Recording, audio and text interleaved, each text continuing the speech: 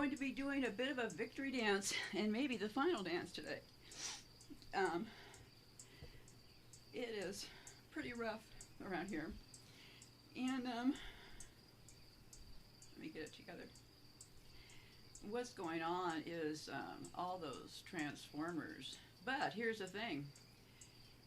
After 25 years, I know exactly who they are and what they are up to. So, you'll have to excuse me today because radiation sickness is something else. And keep in mind, so I don't have to nag you throughout this show, all of the things I will be talking about in this show today, things about our bodies and electricity,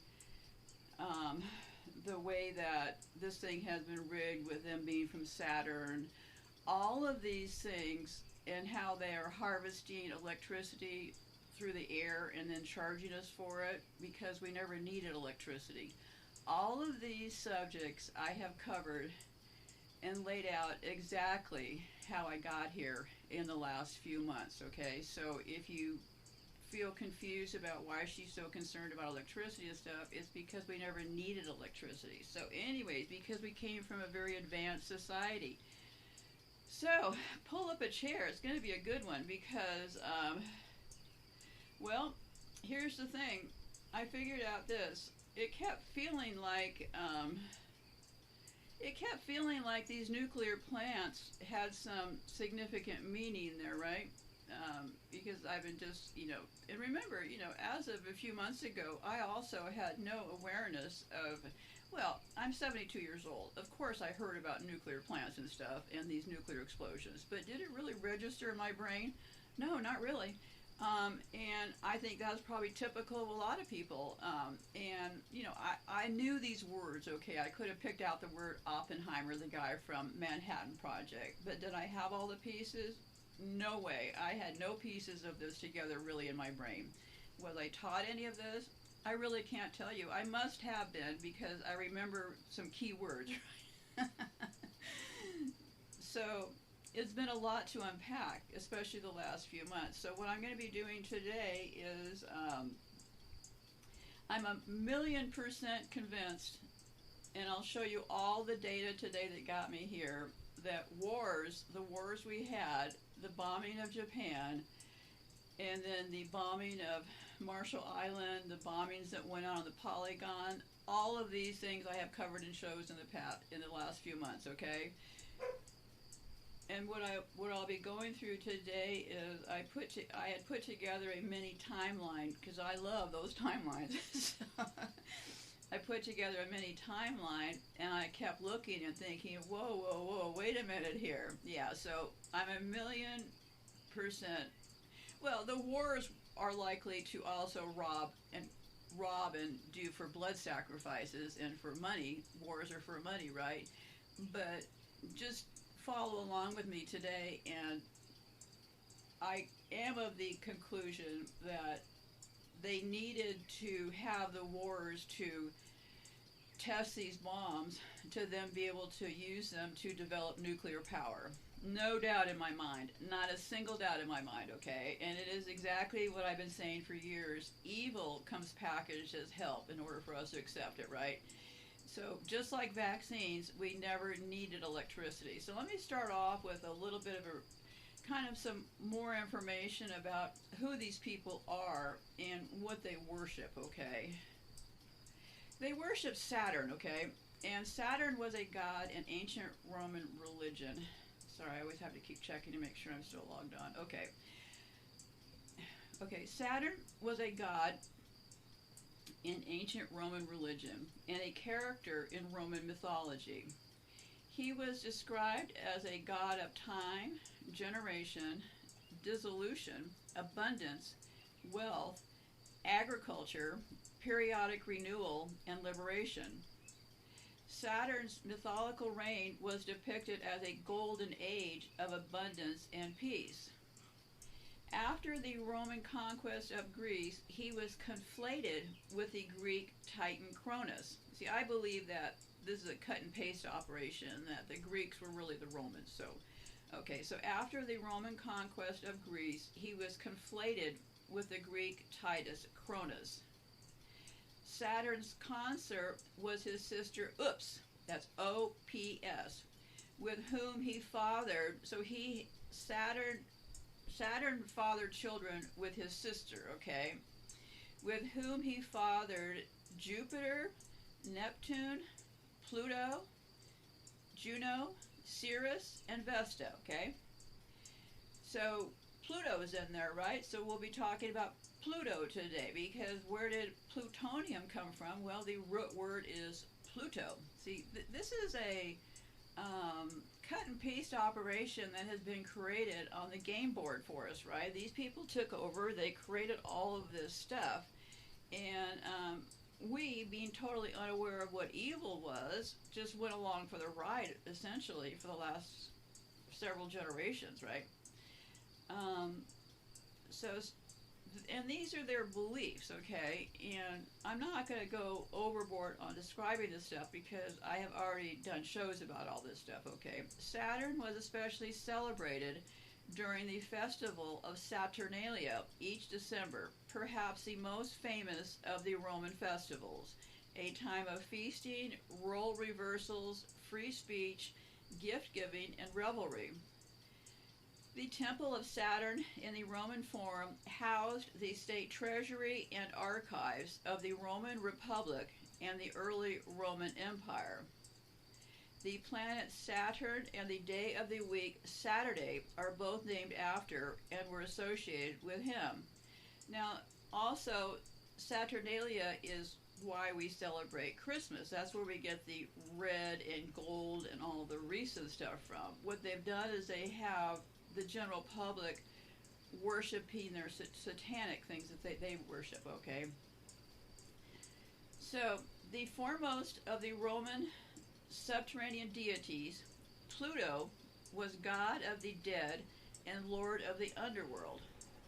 A figure of enormous dread and terrible might, Pluto dispensed luck and controlled the fates of all mortals. As commander of the subterranean realms, he was the master of ores, metals, and the precious stones found within them. For this reason, he was celebrated by many as the bringer of wealth. Pluto was the Roman counterpart to Hades, the Greek deity who ruled the underworld of the same name. The crystallization of Pluto's identity as the Roman god of the dead, the underworld, and wealth reflected a complex historical development. Pluto's identity was largely comprised of elements. Remember, we're also talking about elements, right? Uranium, these elements, their element charts, and all that. Largely comprised of elements taken from two distinct entities, Hades, a Greek deity, and Pluton, P-L-O-U-T-O-N, the Lord of Wealth. The latter was a deity worshipped by early Romans for his power over the underworld and mineral wealth. In some mythographic and historiographic traditions, the name Dis, D-I-S, Pater, P-A-T-E-R, was used in lieu of the name Pluto. Evidence suggests that the Romans used these identifiers interchangeably, and keywords are the key to looking more for yourself.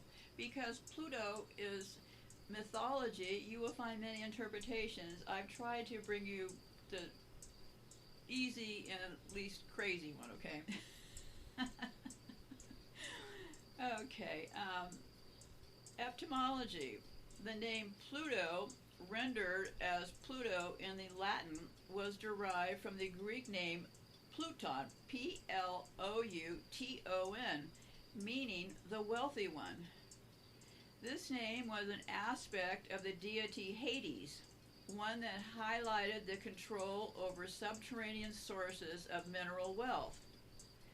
The name was also rooted in the ancient Greek noun Plutos, P-L-O-U-T-O-S, meaning wealth or riches. So it can mean the wealthy one, right? But it's also from a deity called Hades, right? Dispater, Dispater, another one of Pluto's names used widely by early Romans, was ultimately derived from the Proto-Indo-European words meaning God and Father. In Latin, the word deus, D-E-U-S, in Spanish, deus means two. Okay, in Latin, the word deus, God, and pater, Father, so extremely similar names were given to Jupiter, the greatest of the Roman gods. The similarity of these titles suggests that Dispater, or Pluto, was originally an aspect of Jupiter. These things can really go into some mind flips. In time, this aspect became independent of Jupiter and eventually merged with the Hellenic god Hades. So Hades is what you're looking for, okay? So Pluto was the lord of the subterranean and what I did here, just to be clear, is I found a bunch of sources over off of Yandex that were talking about Pluto, people who were into all this mythology stuff. So it wasn't necessarily from one particular text, okay?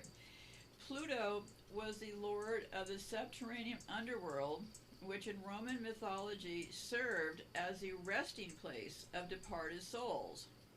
He lived underground in a gloomy palace and seemed to have little interest in the world of men. Likewise, Pluto seldom involved himself in godly affairs. He rode a chariot, carried a staff, and was often depicted wearing a warrior's helm. Pluto was often accompanied by Cerberus, C-E-R-B-E-R-U-S, a three-horned hound that served both as his pet and guardian of the underworld. Pluto's parents were, oops, it always makes me laugh.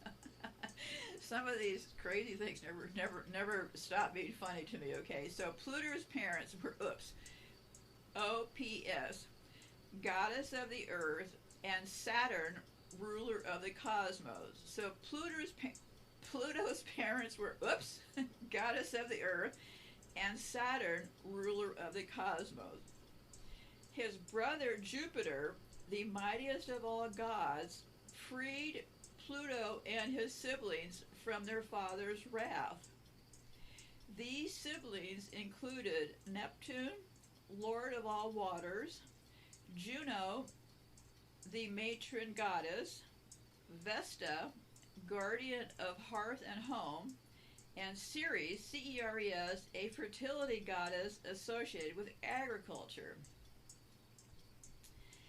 So in ancient Greek religion and mythology, this mythology means stories, right? Fantasies. Pluto was the ruler of the Greek underworld.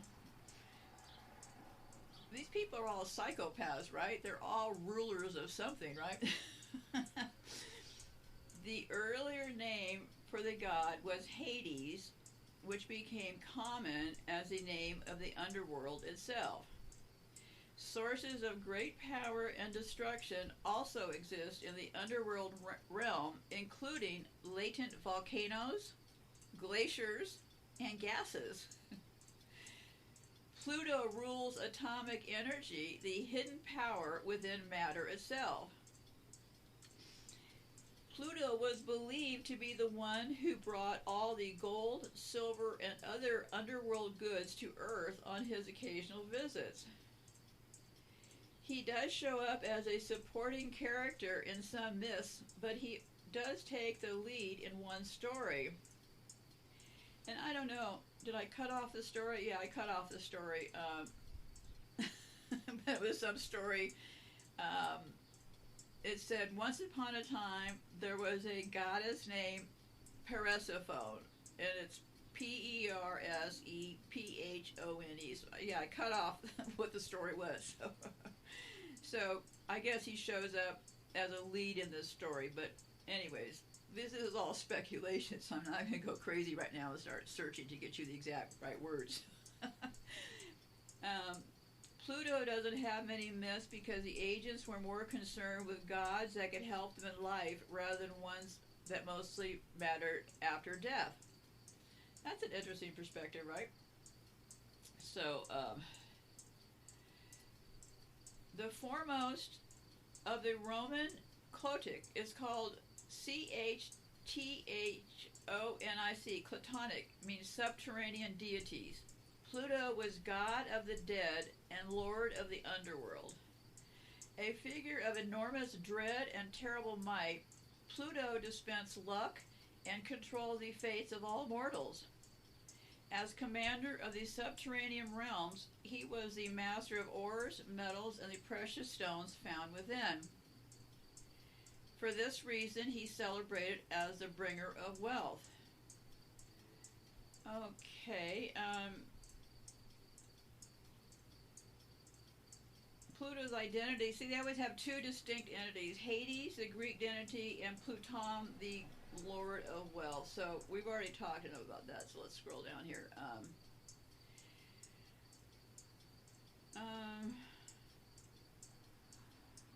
I already talked about this pattern business. So if you're interested, go look up more of the etymology, because remember, this is all kind of a guessing game, right?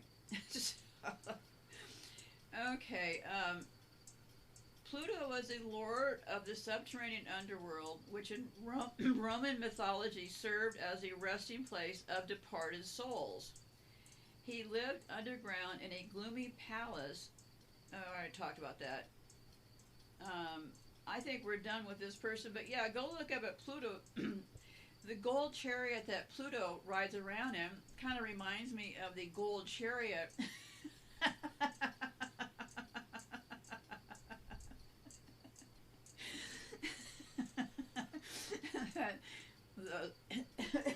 Excuse me. Those freaks from the city of London, go look at my timeline. I hope to get to edit it one day. If somebody wants to help me with a donation, I really need to hire an editor to edit that page. But anyways, my timeline over on my website, go look at that chariot they ride around in, because when the city of London has a event, they get all dressed up in red jackets with gold, because red is the color of Saturn, and they ride around in this big gold chariot. So some of this stuff never stops being funny. Okay, how crazy it is, right? So yeah, Pluto rides around in a gold chariot, carries a staff. They also carry a staff, right? Remember the Pope's carrying that staff and stuff, and the helmet, and the three-headed serpent. Yeah, I don't know how I said this again. Okay, but this is a new one. Pop culture. The name of the Roman god of the underworld resonates today in the name of the planetary object Pluto, formerly the ninth and final planet in the solar system, now demoted to the status of dwarf planet. I don't know about any of this stuff. So Pluto was formerly the ninth. See, that's interesting, the ninth, right? Discovered in 1930 by the American astronomer Clyde Tombaugh, Pluto resides on the Kuiper Belt at the edge of the solar system beyond Neptune. The name Pluto, I don't know who sits around and makes all this stuff up, but pretty funny. The name Pluto was suggested by Venetia Burney, an 11-year-old Roman mythology. I don't know. And the board members of the selected from a list of names that also include Minerva and Cronus. So they had one of them named Cronus. Now Cronus is the one we were talking about.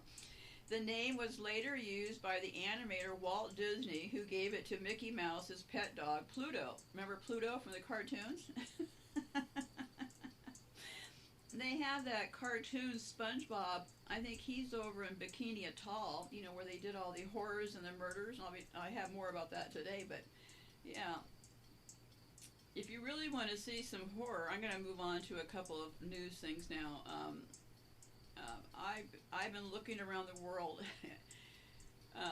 and for me to say this is a pretty big deal, okay? This, by far, is one of the most insanely destructive nuclear power operations that is going on right now, okay? Now remember, I haven't checked on China yet, okay?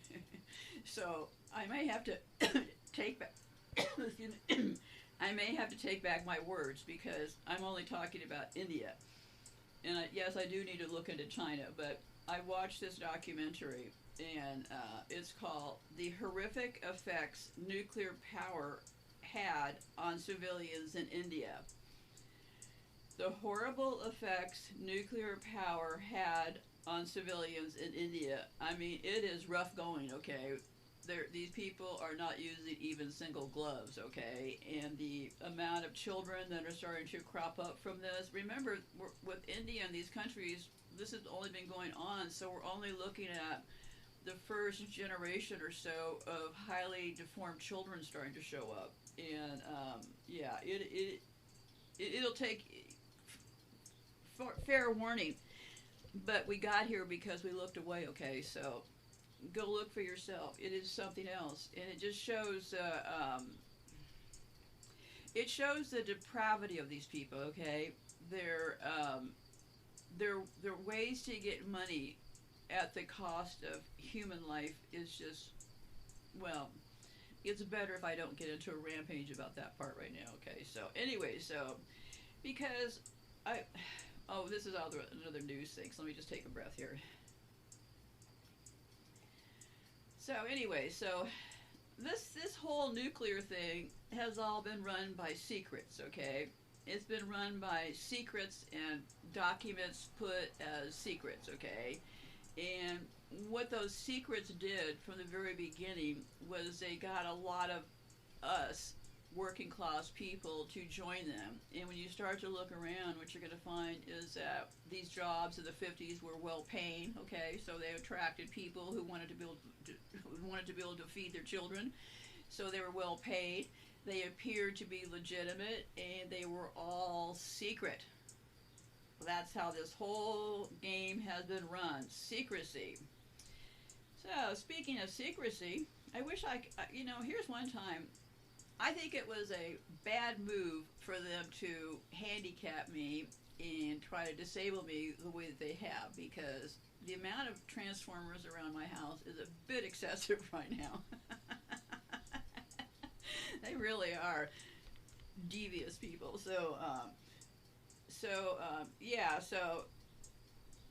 So what has that done? Well, it has given me more time when you're completely handicapped.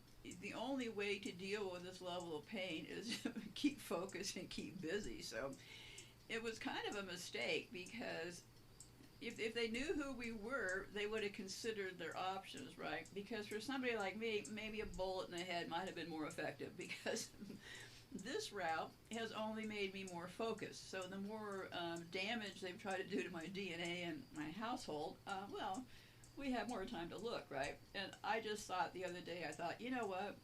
So that's the upside to being handicapped, is you have a lot more time to nose around, right? But here's the downside. July the 11th to 12th, and this is June the 19th, okay, of 2023, NATO is meeting. And I mentioned before that my show, when it uploads, it always goes to Virginia and Brussels. Who's in those places? Well, you take a guess, okay? So, anyway, so this is the real downside to being handicapped, because boy, would I love to be on a plane to go to this conference. You know, there was this thing in the past that corporations, I know in the 50s and stuff when I was growing up, that there was these corporate policies that, how do I word this? Well, there were, and I don't even know why this came to my mind. But there was this policy that when you worked for a big corporation, that they did not allow multiple executives from the same corporation to fly on a plane together, which made a lot of sense, right? Because of plane crashes and stuff. Well, these people are so bold that for some reason it seems like they must have pretty tight security around these places. And I won't even tell you the jokes that ran through my head, okay? The 2023 Vilnius, VILNIUS Summit is an upcoming NATO summit scheduled to take place on 11 to 12 July 2023 in Vilnius, the capital of Lithuania. The summit was officially proposed during the 2022 Madrid summit. So yeah, and what they're doing is they're announcing all these arm packets and sending depleted uranium into the U.S. is sending depleted uranium into Ukraine. Well, we knew they were going to do this all along. Not a big surprise. And so yeah, so they're going to be talking about these weapons packages coming up. And one thing I hadn't really, I don't know why it's here, it'll come up later, is napalm. You know, I came up with this slogan the other day. I thought, so many respectable appearing people who are either evil or stupid. We are truly surrounded by nut jobs or psychopaths. Take your pick. Because I didn't know what a hydrogen bomb was, okay? Also known as the, well, no, I knew what the hydrogen bomb was. Oh, I knew what the atom bomb, but we haven't talked about the hydrogen bomb, okay? So, and we'll need to know all this stuff in a bit. So, the fundamental difference between a hydrogen bomb and atomic bomb is the detonation process. For the atomic bomb, such as the ones dropped on Nagasaki and Hiroshima, its explosive power is the result of the sudden release of energy upon splitting the nuclei of a heavy element such as plutonium. This process is known as fission. Okay, so we're going to take a walk here, okay? It'll make sense in a minute. Because there was this allegation that Oppenheimer was, they did the first atomic bomb, okay? And then there was talk of the hydrogen bomb, okay? And there was a conflict. Remember, this is a big script, okay? Some of it could be real, and then some of it could be added to and played upon, right? So there were these allegations that Oppenheimer didn't want to have the hydrogen bomb because of the effect it would have on people. So there were some people saying, well, he wasn't happy that he was part of the atomic bomb, but that doesn't appear to be true. But anyway, so what happened was that then they came up with claims that he was a communist, okay? And that's how the whole thing worked. And then they had that Red Scare around the 50s. Now keep in mind, I don't think I'd mentioned this, but there were two Red Scares. Everything is always played out a couple times, okay? If you want to look further, there was a Red Scare in the early 20s that basically pitted people against people. See how this all works? Then they had the Red Scare about the time of Oppenheimer, which made him suspect. And so they used that as a way to throw him out of places and stuff. Does this sound familiar? Exactly what they do now on social media, except they throw you out of, they throw you off of social media, and then you get to go hang out on BitChute for a while, and then you appear back on YouTube. And so, frankly, the way this whole Oppenheimer thing played out with him being accused of a communist and all that kind of stuff reminds me exactly of the model that the folks at DARPA, also located in Virginia, are still playing around with, okay? So the difference is hydrogen bomb has more accelerants, okay? Years after the first atomic bomb was developed in New Mexico, the U.S. developed a weapon that relied on the technology of the atomic bomb, but expanded the detonation process to create a stronger explosion. that weapon is called a thermonuclear weapon. Okay, and also H-bomb. These things all have a lot of names which are important to know. For a thermonuclear bomb, the detonation process comprises several parts, beginning with the detonation of an atomic bomb. The first explosion creates temperatures of millions of degrees, providing enough energy to force the two light nuclei close enough to combine in a second stage known as fusion. So fusion is part of this, right? Fusion is when they combine these things. Okay, just keep in mind, there's nothing that we can't conquer, right? We do have the brain power. They have just kind of convinced us that, oh, this is also complicated. You'll never get it. Yeah, I get it. I totally get it, okay?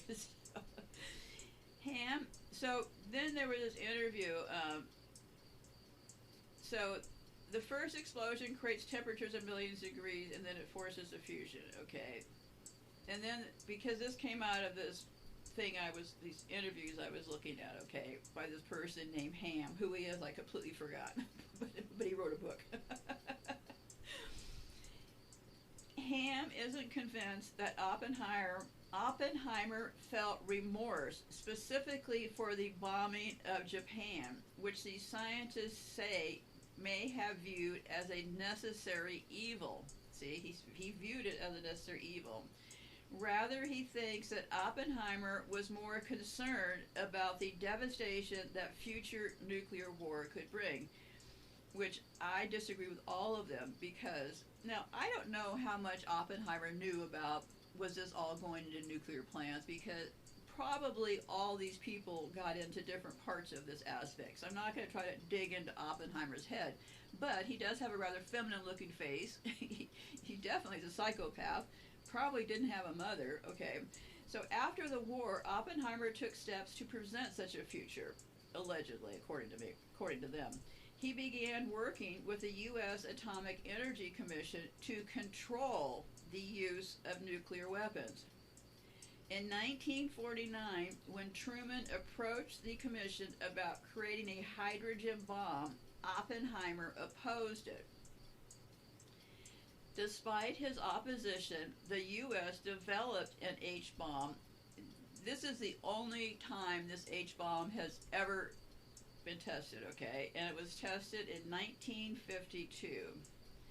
And they say that Oppenheimer's resistance ended up costing him his job. During the McCarthy era, the government stripped him of his job with the commission, citing his opposition to the hydrogen bomb, as well as his purported communist ties. Oppenheimer's blacklisting had more to do with his stance on the H-bomb than his communist friends. No, I don't think it had to do with anything, right? Except for this is all a big act in a Gameboard, right? I mean, it would make for a pretty boring story if Oppenheimer was just some regular old Joe and just didn't do anything. They have to write the backstories to all this stuff. Detailed knowledge of fission and fusion weapons is I was talking about classified. I already talked to them about that. So almost every industrialized nation considers weapons classified. Let me see. God, I don't, okay, here's where I started this all off with, okay? I was watching this documentary with Oppenheimer, and I didn't understand the difference between quantum theory, theory of matter, and all this stuff, nor do I understand it really, but I understand it a little bit better now, okay? Because this stuff that he was involved in, theoretic physics, is where all of this stuff is a big deal, okay? So if anybody wants to look further into this, but my point is this: it was a turning point. When Oppenheimer became involved, it was a turning point, which makes him a pretty significant person here, right? So just I've tried to present a very simplified version of this because I gotta tell you, my head was like spinning for a bit because I kept thinking, what's this quantum theory? What are they talking about? Anyways, quantum theory is a theory of matter and energy based on the concept of quanta, especially quantum mechanics. Now remember, they have taken all this stuff and made it all up, right? And I believe that there's a lot of parts of this, from what I've been looking, is that there are a lot of parts of this that, unless you're one of them, you may or may not ever understand, because they've almost created into sort of a cult-like thing, right? That, yeah, anyway, so you get my message. Anyway, it is used to explain the different features of the universe, as well as reveal the individual behaviors of subatomic particles such as protons, electrons, neutrons, photons, and others. His first name was J. Robert Oppenheimer, and being a person of a million details, somebody tracked down his birth certificate, and his J he always hid. He never would say what J meant. Well, J meant Julius. Julius, kind of like Julia. Okay, J. Robert Oppenheimer made significant contributions to theoretical physics, including in quantum mechanics and nuclear physics. One of his achievements in physics is the Born-Oppenheimer approximation for molecular wave functions. This approximation is the best known mathematical approximation in molecular dynamics and is widely used in quantum chemistry to speed up the computation of molecules, molecular wave functions, and other properties for large molecules. So he invented this way of figuring this stuff out, right? So,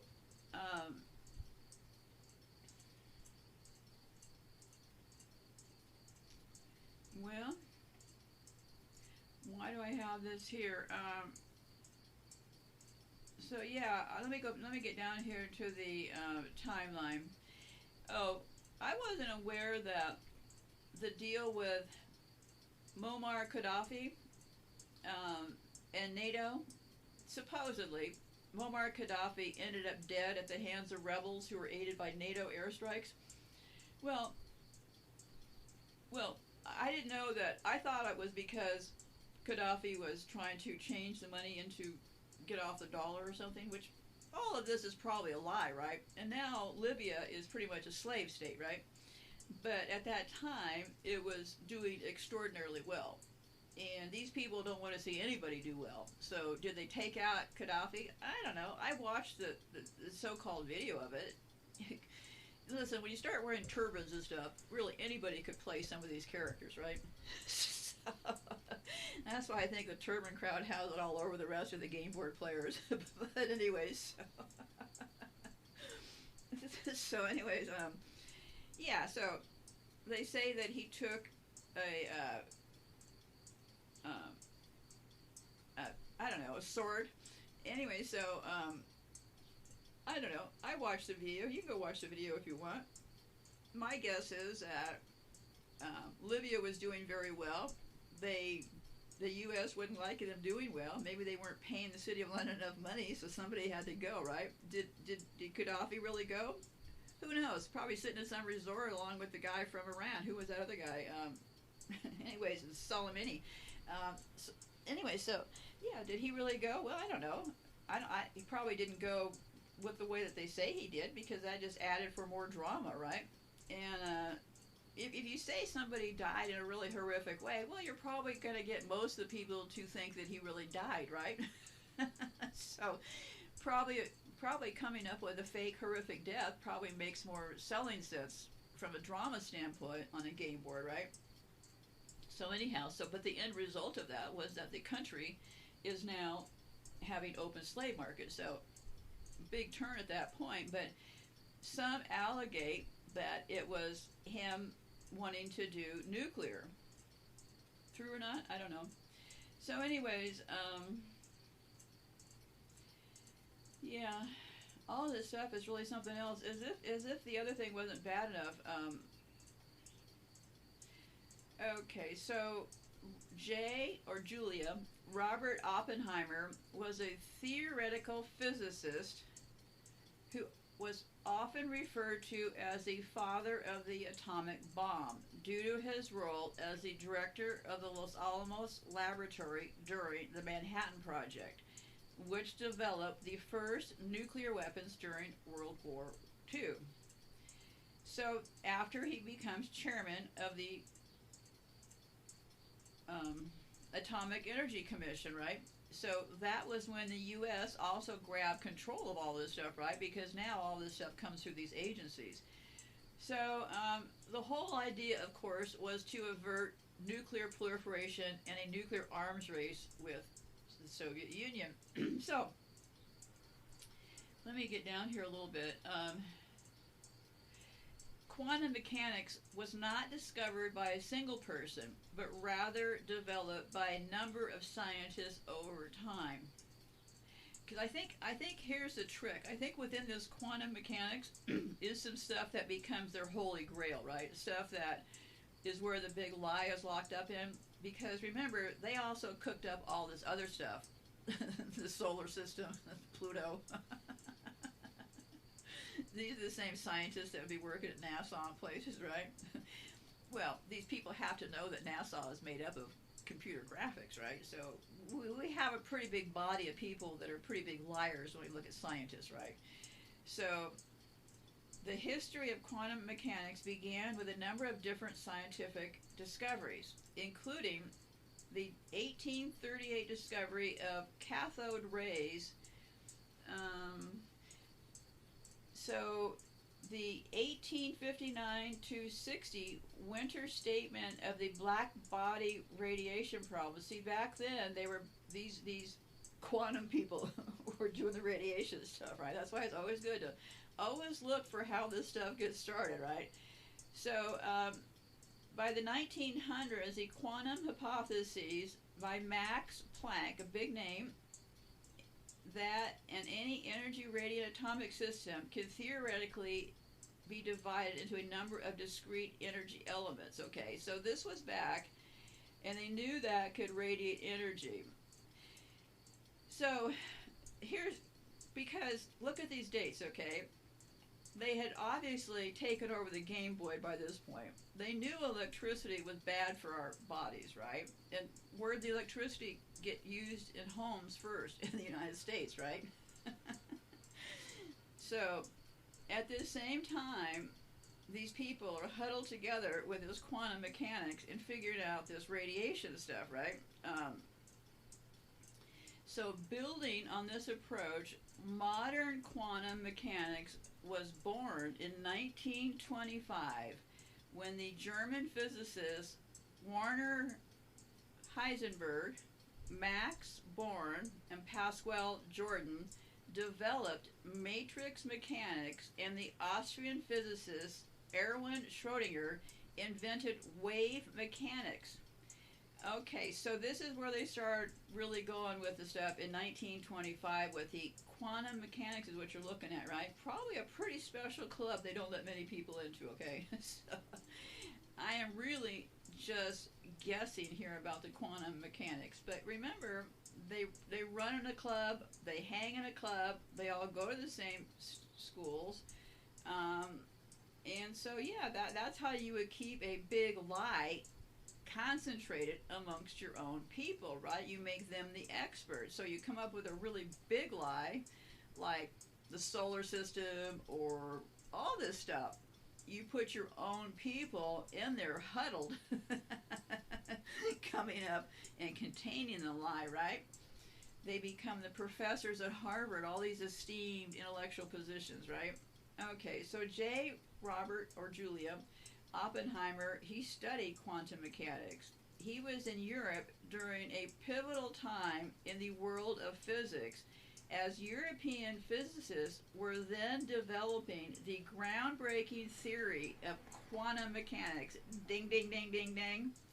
In fact, He and Max Born proposed the Born-Oppenheimer approximation in 1927 during a period of intense ferment in the development of quantum mechanics. The Born-Oppenheimer is also referred to as the BO approximation, is the best known mathematical approximation in molecular dynamics and is widely used in quantum chemistry to speed up the computation of molecular wavelengths and other properties for large molecules.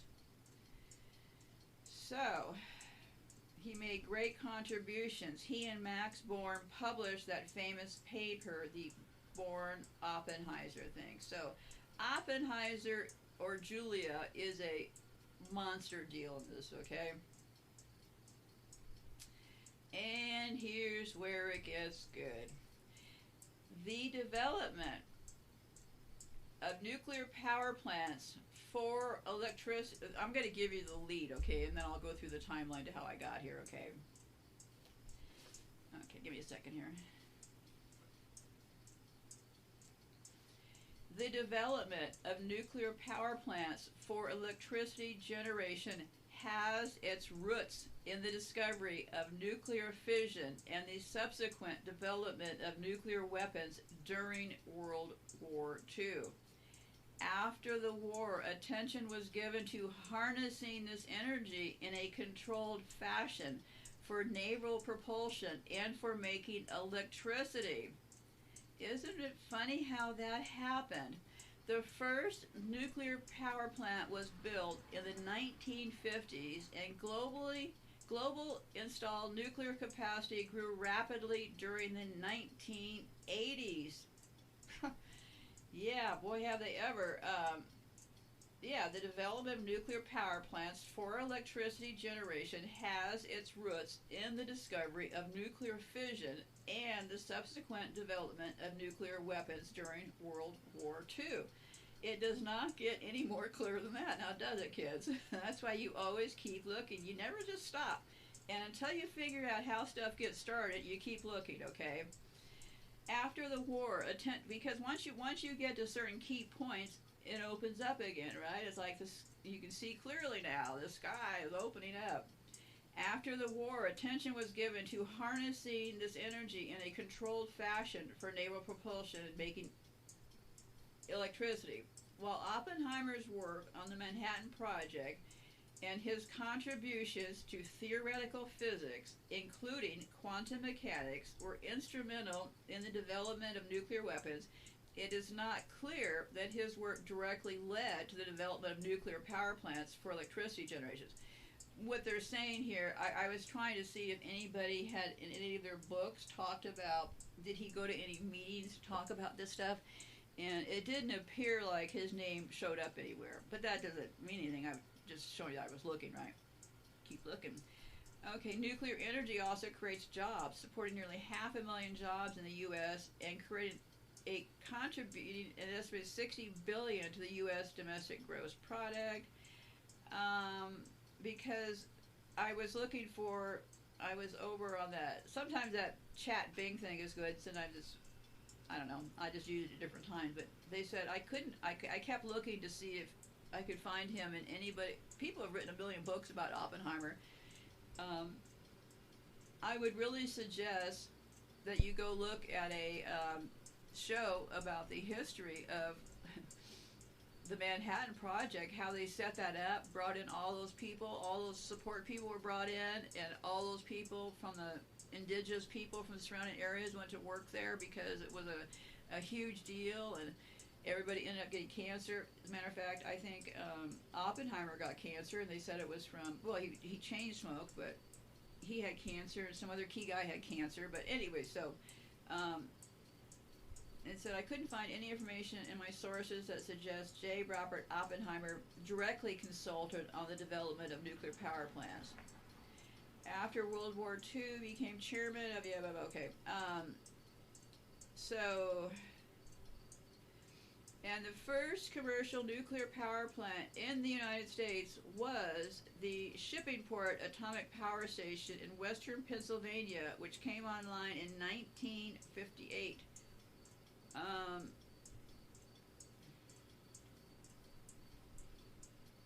So some of this stuff, let me see here. What I'd been looking at was this. For some reason, I'm going through the timeline now. Yeah, this is the timeline. Okay. Plutonium was first produced and isolated on December 14th, 1940. Okay? Plutonium, isolated 1940. By this Dr. Glenn Seaborg, Seaborg, and another character named Joseph W. Kennedy. And they were the ones who first discovered plutonium. On February 23, 1941, they... so anyway, so let me just go along here. So 1940, there's a group of scientists that first discovered plutonium, okay? And that Kennedy guy, he died at the age of 40 after a battle of cancer, and it was said he inherited his cancer from his mother's side. I'm not a doctor and I wasn't there, but yeah, okay. Well, maybe his mother also worked in nuclear energy. But anyway, so yeah, Joseph W. Kennedy, not to be confused with the other Kennedys. So he got a lot of positions after that discovery of plutonium. He's a big deal. And they won a Nobel Prize in chemistry in 1951, okay? So what I didn't know was where plutonium, because a few shows ago I've been talking about plutonium for a while, right? So now that these things are kind of gelling in my brain, I thought they were making uranium at the Manhattan Project, but thinking isn't research, right? Plutonium was an important element for the Manhattan Project, and that's where it got discovered by this group there, right? Because it was discovered that an isotope of the new element, plutonium-239, could undergo fission and be used as fuel for an atomic bomb. The nuclear properties of plutonium had been measured soon after its discovery, and these properties showed that 239Pu was an excellent candidate for the fissile fuel for an atomic weapon. Okay. Plutonium production was essential for the Manhattan Project. The first production rods of 239. Oh, and then what they did, I'm going down the dates here, okay, so now we're at 242. They have these plutonium productions going on, right? And they had the Oak Ridge in Tennessee big production facility go online in 1943. So while the wars are going on, right, they're over here on this side buzzing around with plutonium and the Manhattan Project, right? So,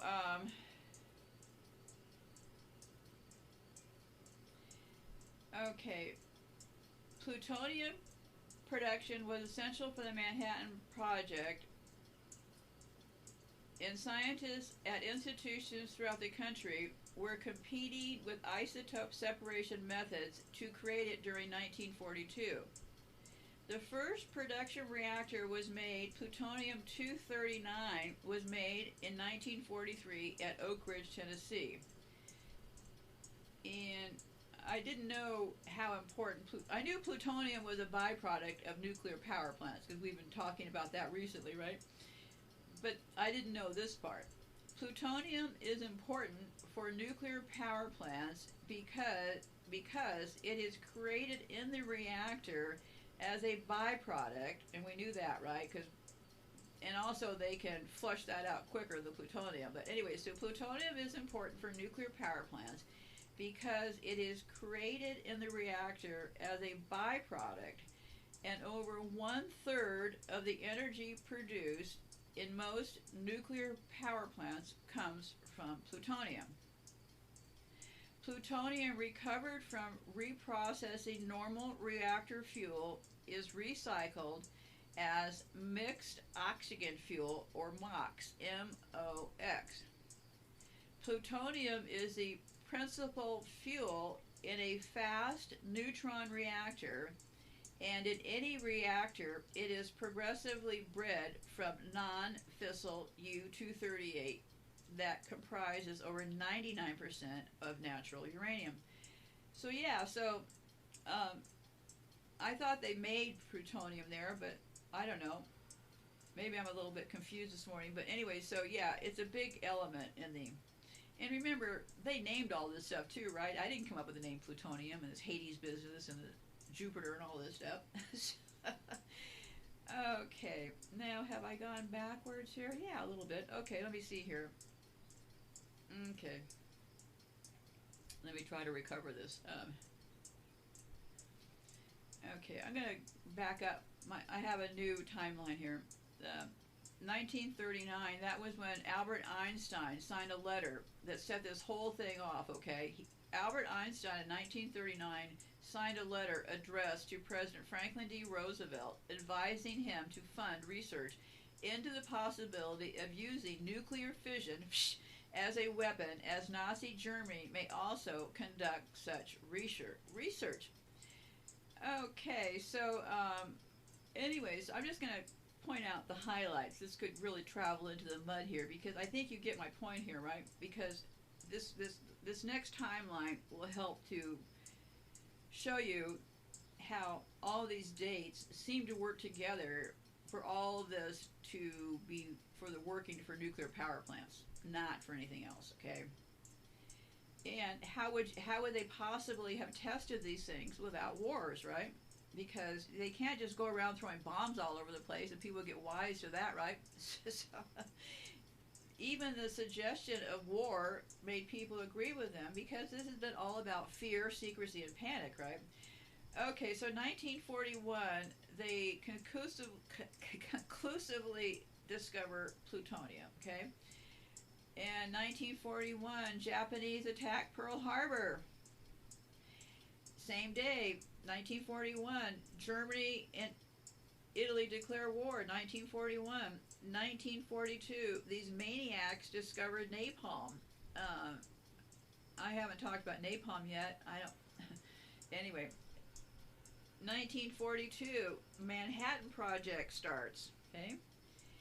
First use of napalm, 1942. 1942, Roosevelt formally authorizes the atomic bomb project. They decide to centralize plutonium work at the University of Chicago, and somehow they were able to pull off that test so quickly. We're still in 1942, moving along here. All these people are getting hired. This is a key point. This Lieutenant Colonel Kenneth Nichols meets Edgar, important name, jot it down, Sengier, in the New York offices of Union Mairie. Nicholas had been ordered by General Groves. Now, Groves is the general who started the Manhattan Project, who hired Oppenheimer, okay? So, Kenneth Nicholas, had been ordered by General Groves to find uranium. Remember, we're still in 1942. Sengier's answer has become history. You can have ore now. It is in New York. 1,000 tons of it. I was waiting for your visit. So this guy allegedly had 1,000 tons of ore, uranium ore, waiting right there. Funny how that happened, right? Nicholas reaches an agreement with Sengler that an average of 400 tons of uranium oxide will begin shipping to the U.S. from Skiskeby each month. And this is important. The place where it's shipping from is SHINKOLOBWE. And actually, I looked it up. Can't remember. Is it Russia or China? I don't want to guess. But anyways, check my facts on that one, okay? So we're still in 1942. The Manhattan Project is given permission to use the highest wartime priority rating. Okay. September the 29th, they authorized the Corps of Engineers to acquire 56,000 acres in Tennessee for Site X, which would become the Oak Ridge, Tennessee Laboratory and Production Site. Moving along, the next month in October, 100 tons of Sengier's uranium ore is sent to Canada for refining by Eldorado Mining and Refining in Port Hope, Ontario. Well, we're just moving along, right? In October, a special detachment of U.S. Army Corps of Engineers arrives in the Belgian Congo. Oh, that's where that mine was from, okay. In the Belgian Congo to reopen the Shinkabi mine. SHINKOLOBWE mine in the Belgian Congo. Work involved draining water from flooded working, upgrading the plant. Sounds like a mess. Okay. In October, Groves appoints Oppenheimer to coordinate the scientific research at the project site Y. So, and then November, boy, they're really clipping along here, right? The first uranium oxide shipment leaves the Congolese point of Lobito. It would later change to Matadi because of better security. Only 2 shipments will ever be lost at sea. Boy, that's reassuring, isn't it? So yeah, the U.S. the USS. Remember before the CIA, they had the OSS. Okay, in 1942, the OSS is employed to prevent ore smuggling to Nazi Germany. Okay. November 1942, Groves and Oppenheimer visit Los Alamos, New Mexico, and designate it as the location for Site Y. And I gotta tell you, please go watch some documentaries about this stuff when they moved all this stuff in. And remember, none of these people were told how dangerous this was going to be. Okay. In 1942, that's when the first nuclear reactor goes critical at the University of Chicago under the leadership and design of Enrico Fermi, achieving a self-sustaining reaction just 1 month after construction was started. So this is the interesting thing. He supposedly started in the bleachers. Well, now that I know a little bit more about nuclear, and I've become kind of like a junior nuclear scientist myself, I don't believe that this thing happened there. But you'll have to look further for yourself. But it doesn't make any logical sense that they're in Illinois under some basement of some university they did this. Okay.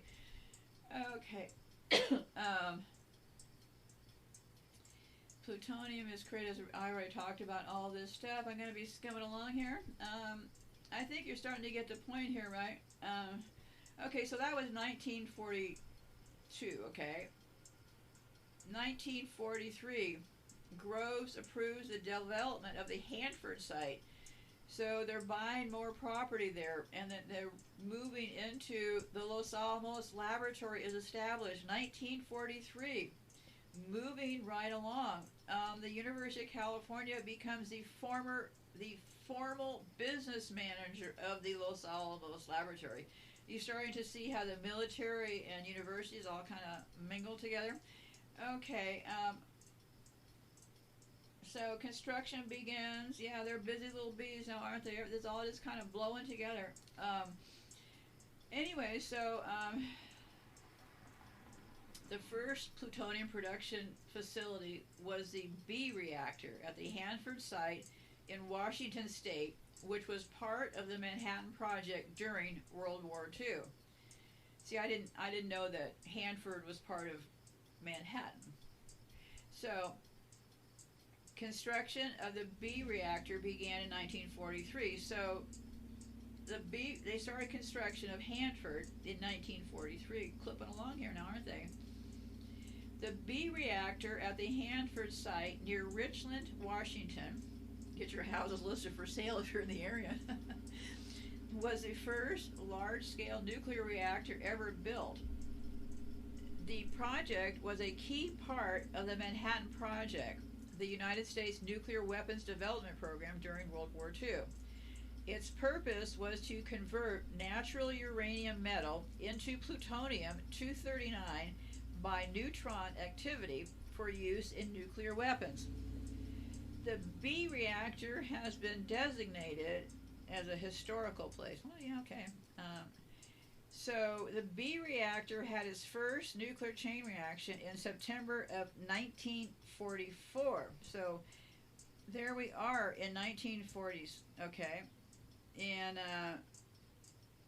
they're in Oak Ridge. They're breeding plutonium in 43, 45. They're doing some testing. The Hanford plutonium, the first Hanford plutonium arrives at Los Alamos, February 1945. Starting to see how this timeline starting to pull together here. 1945, May the 7th, Nazi Germany formally surrenders to Allied powers, marking the end of World War II in Europe. They also did a 100-ton test explosion in Alamogordo, New Mexico. So, yeah. They had a meeting then to finalize the list of cities on which atomic bombs may be dropped. They were talking about Kokura, Hiroshima, Niigata, and Kyoto. May the 30th, they started dropping bombs. Now it's 1945. Gee, they really whipped this stuff together, really. There's just a lot here. 1945, August the 9th, B-29, Bockstar drops a Fat Man implosion-type plutonium weapon on the city of Nagasaki. The secondary target as a primary, Kokura, is obscured by cloud and smoke. August the 12th, the first release to the public about the development of the first atomic bombs. Well, there's just a lot. Japan surrenders then. Then they were 1945 to the Vietnam War. Many of the military regarded napalm as an effective weapon of war. Curtis LeMay, the Air Force general who devised an effective strategy for firebombing, including the use of napalm during Japan, repeatedly advocating incendiary bombing on a ground that the whole purpose of strategic warfare is to destroy the enemy's potential to wage war. So yeah, plutonium was used in the atomic bomb. It said that the 21 kiloton explosive charge for the bomb detonated over Nagasaki was provided by about 6.2 kilograms of plutonium-239. So yeah, they really needed to have that plutonium, a pretty key factor. Interesting that Pluto, so it said plutonium was used in the atomic bomb. The Fat Man bomb, which was detonated over Nagasaki on August the 9th, 1945, was an implosive type nuclear weapon with a solid plutonium core. It was built by scientists and engineers at Los Alamos Laboratory using plutonium from the Hanford site.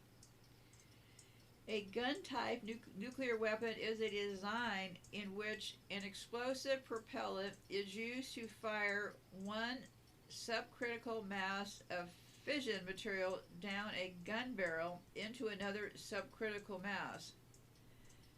This type of weapon is simpler in design and can be only made with highly, I don't know why I'm looking at that.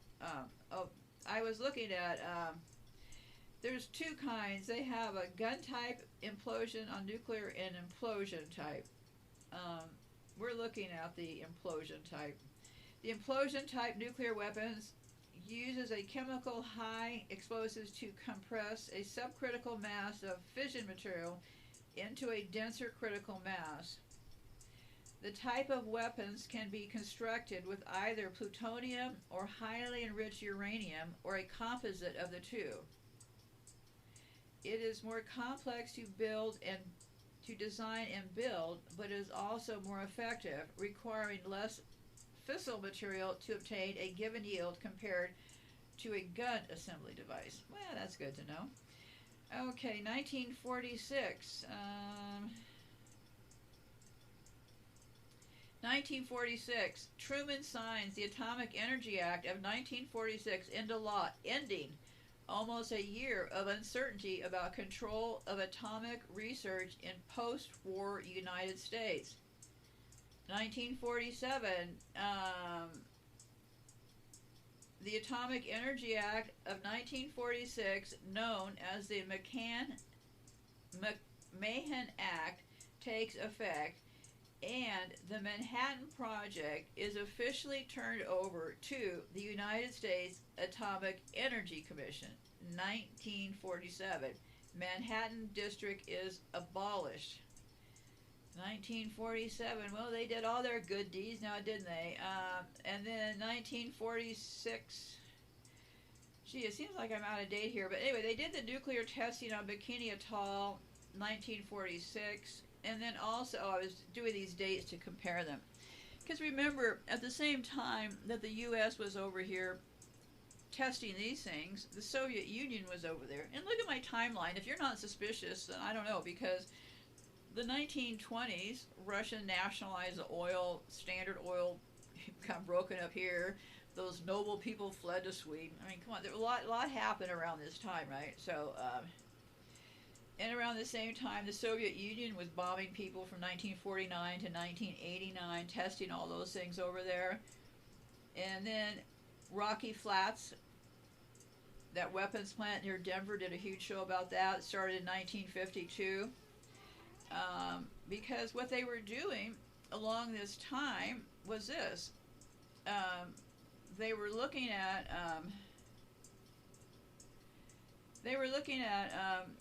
let me back up here a second, okay. They were here, and Rocky Flats began in 1952 to get all this plutonium, right? But now we know they need that plutonium for those nuclear power plants, right? So Rocky Flats becomes key in all of this because they've already done the war, they've already figured all this stuff out. Now they've got to figure out how to weaponize those nuclear power plants, right? Well, they got to sell the nuclear power plants as cheap electricity, right? Always a deal on these cheap deals, right? Evil always has to come packaged as help. Because we didn't need electricity in the first place, so, okay, so. Anyway, so, where was I? Oh, so they're at Rocky Flats, 1952 to 1989. And so that gave them the ability, the first commercial nuclear power plant in the United States was the Shippingport Atomic Power Station in western Pennsylvania, which came online in 1958. So somehow between the Rocky Flats thing, they were building this atomic power station in Pennsylvania, right, to get the plutonium for these power places, right? So, and this is all under the International Atomic Energy Association. They all belong to that, okay? So, if you want to see if your country is involved, it has 176 member states as of March 2023. So they say that two people, Andorra and Bhutan, are not involved. Bhutan is not a member of the International Atomic Energy. So anyway, so because of the war, they were able to come up with all these. Let's make these non-proliferation, right? Let's come up with these different agencies to control this stuff, right? So, because what's interesting is Iran, IRAN, bomb, Iran. Remember when John, what's his face, was singing that song? These people are just lovely, aren't they? They talk about murdering other people and they sing it, right? And they make jokes about it. So, bomb, bomb, bomb, bomb Iran. Well, look at a map. All you have to do is go map of Iran surrounded by U.S. military bases. And Iran has, I think, 40 or 50 U.S. military bases surrounding it. I guess nobody has ever heard of unmarked planes, right? How easy would it be for the U.S. military to travel between Iran and themselves, keeping it all secret? Flying unmarked planes, right? All you do is have a bunch of unmarked planes hanging around your base, and when you got to drop off some stuff to your so-called enemies, but really your friends in Iran, you just fly over there with an unmarked plane. Okay, so they were coming up with all these plans about don't hit us with more nuclear weapons. Well, you see how this has turned out? The reality is that hiding exactly in plain sight, they now are putting up nuclear power plants all over the place. According to the International Atomic Energy Association, about 30 countries are considering planning or starting nuclear power programs for the first time. These countries include Poland, Ghana, Kenya, the Philippines, and Indonesia. Countries including Belarus, Iran, Romania, the Czech Republic, France, the UK, and South Africa are planning to add to their existing fleets. Several countries in Europe are exploring the possibility of adding nuclear power to their energy mix. Currently, South Africa is the only nuclear operator in Africa with 2 reactors at its Coburg nuclear power plant, but it is considering extending the life of the plants and expanding its nuclear power program. Other African countries that are considering planning or starting nuclear power programs include Algeria, Ghana, Kenya, Morocco, Niger, and Nigeria. China is one of the world's largest producers of nuclear power. As of December, because there's this thing between some of them are power and some are commercial. As of December 31st, 2021, China, well, it isn't the largest. These headlines become misleading because the U.S. is the largest. But China has 51 operational nuclear power units and 20 nuclear power units under construction. And you'll read all kinds of different numbers because I read something last night that had me laughing because now they're claiming, they're really upping the ante, now they're claiming that nuclear power will provide 20% of electricity. But in all actuality, it looks like, coming back to reality here, it looks like China has 51 operational and 20 nuclear power units under construction, but nuclear power accounted for 5.02% of the total electricity mix in China in 2021. The impetus for nuclear power in China is increasingly due to air pollution from coal-fired plants, and China's policy is to have a closed nuclear fuel cycle. And that's another brilliant part about this whole strategy, right? To get these fuel plants up now, because they could point to things like China and all this excessive coal burning. Well, remember, they're harvesting the stuff from the sky. They do not have to burn coal. So, if you're gonna pull a trick, okay, what you'd want to do is you'd want to use something like coal, right? Because as your decoy, let's call coal the decoy, because they're not producing electricity in these plants. So if you're just going to sit around and burn a bunch of coal, maybe they're producing some steam. I don't know. I have gone on a million videos and tours of these places, and I could get really boggled down by telling you all the reasons why I'm saying this. But I can tell you this right now.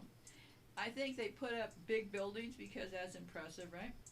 I think they put up big buildings within these buildings, from what I've seen, that have places to, now they're saying, oh, this part of the building is to clean up the coal, okay?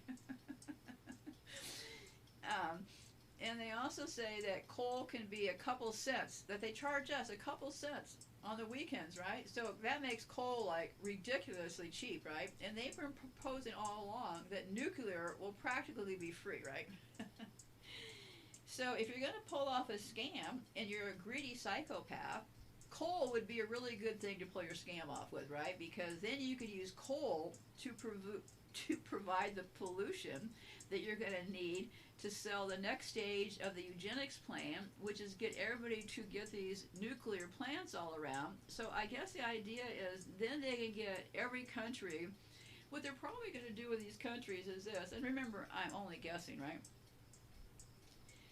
All these countries are desperate for money, right?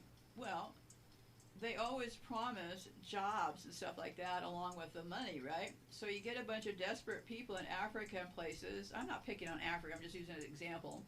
You get them, you say, okay, we're going to help you build a $5 billion nuclear plant.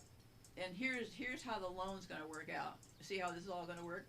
Well, and all along, this whole thing could have been stopped in the very beginning if we had understood that we didn't even need electricity, that our bodies are electricity, and so we don't need more electricity supplies. We never needed the first element of this whole thing, just like we didn't need that first vaccine that they cooked up, but somehow we didn't seem to grasp that part of the eugenics trick they pulled on us, right? It has been very simple, very cost effective, and very active. So yeah, so the push now is to get these places all over the place, remember it's a game board. It's a game board, I don't know how they protect themselves in all this. The logistics of what they have going on with getting these power plants all set up. That logistics will probably be pretty simple to handle, because what they're just going to need to do is rob a bunch of taxpayer money to get these people facilities set up, right? So it's only, and they're the ones printing the money, so really they're all screaming about these things cost so much. Well, that's probably because they're going to say they cost so much, and then probably down the road they're going to say, oh look, because we're now doing so many of them, we can get the cost down. Because in the end, they probably won't have to do any of them, right? Because the whole purpose is to get those things up and running and just sitting there, right? Ticking time bombs. Ever heard of that word? So I am a million, and another million convinced that this is about eugenics. It is not about electricity. And somebody will have to explain to me, how do they get this nuclear stuff from these nuclear places over to these power stations, right? What are the logistics of transporting the so-called power they're getting these power stations over to the power plant that they then feed into our homes? It doesn't happen. This is all a big trick. It looks big, it looks fancy, it looks like it's really technical, like we never understand this stuff, but trust me, I understand it, okay? Or I certainly would not be sitting here saying that I'm 1,000, after all these years of research, I'm not going to go out on some big crazy scheme. Because 100% this is what is going on. And why? Well, look at their Pluto deal, right? Replay the first part of my show. Pluto is their deal. Pluto is about death. This is about their deal on the game board and what they see as a future for the rest of us. So while everybody is racing around right now on social media, involving themselves with this or that, or is JFK going to be president or not, or this whole JFK thing and president thing, this whole Biden stumbling off stages and stuff. This is all theatrics to take everybody in the world's eyes off of what is really going on. And I stake the last 25 years of my work, and I say that these psychopaths have cooked up these nuclear power plants as a way to put sitting things right there out in the open. And what better example of evil coming packaged as hell? And for some reason, don't know why, I gotta close off. Well, I gotta close off here because I will post, if you go over to my website and you click on the tab for smart meters, I'm gonna post the map that shows all of the transformers around my house. And some people might say, well, that's kind of crazy, posting your house on the internet. It's like, why would I really care? Go listen to my show about I'm being murdered in my own home. The killers obviously know where I am. That's the number one thing. I used to watch all these mysteries and crime shows and stuff. And the whole theme of those things was the killer's out there. You don't know where he is. I'm telling you who the killer is. The killer is these psychopaths, okay? They worship Saturn. They're the 1%, the elite. I put their video up over on my website. Not hard to find. That is who they are. It is how all this stuff works. And for some reason, I'm going to play this song about New Orleans. I'm not done with New Orleans. For some reason, something is still up in my brain about New Orleans. So, don't know when I'll be back, if I'll be back, or what's going on. It is extraordinarily rugged around here. It's hard watching my pets being this sick, but you know we're tough. We all knew that this was going to be our role on the game board, and so I certainly am not complaining. But you know we have some pretty hot weather going on. And I refuse to run the air conditioning, and you know they don't know this, but I do try to tell them all that. I do try to explain to my pets that, trust me, they're better off with me not turning the air conditioning on, because the only reason that I've extended our time on the game board is by having an ironclad agreement to not use more electricity.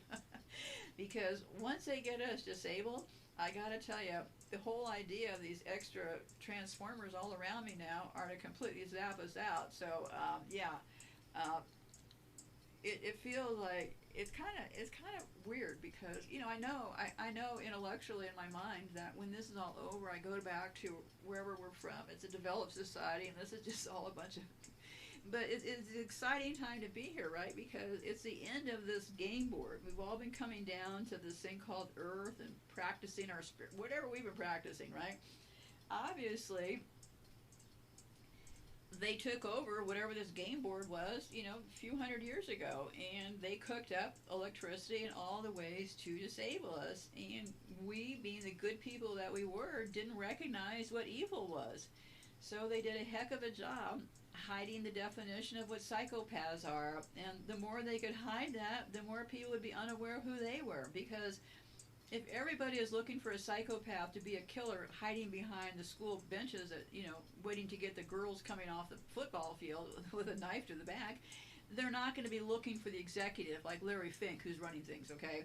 So their whole dynamic was first to get us away from who they were, and then the other part was to clearly get us, get our eyes off of what's going on right now at this very minute. And there is no doubt in my mind right now. And if I have any doubt, certainly I will log right back on, grab the microphone, turn it on, and let you know. But in the meantime, I need to close for now and kind of catch my breath a little bit here. So I'm going to be playing a song called The House of the Rising Sun. New Orleans. Something's still going on in New Orleans. I'll get the microphone on again. But I'm here to tell you, you can do anything you want to do. It's all available for us. It always has been. They just convinced us that we were stupid and they were smart. Never stop looking. Keep that mind open. Keep your head on a swivel. The game's going to get really rough ahead. I probably won't be here to see it to the end, but I'll be there at some point. I'll be watching. And just know, keep your head up high and help the most vulnerable and be safe out there. If I can,